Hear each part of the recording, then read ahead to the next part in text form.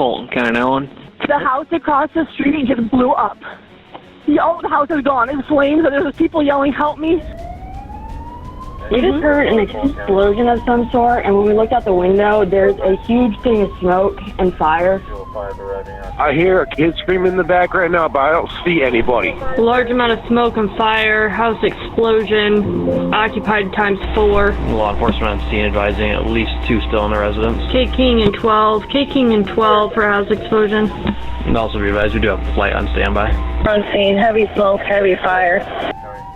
We were dispatched to a home explosion for 4 reported occupants. None of the house was standing. It was completely leveled.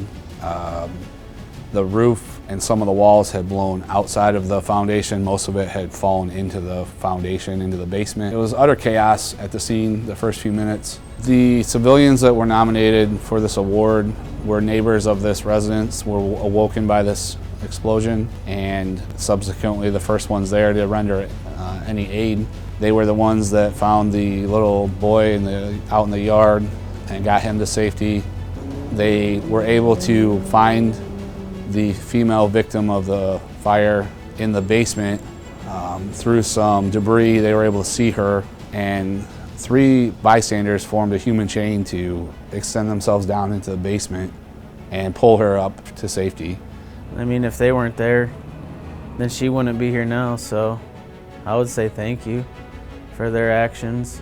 After the incident was over, several weeks after, this award was brought up to me as a possibility, and I struggled with the nomination of this just due to the gravity of loss of life.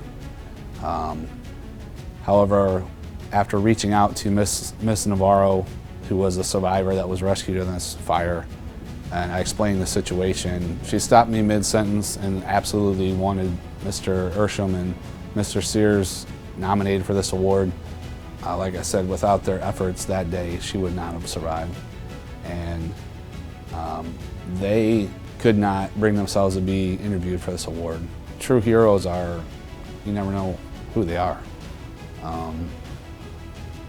They may be in a uniform, they may be in street clothes. They put their life on the line for a complete stranger, and that's the stuff you don't hear about.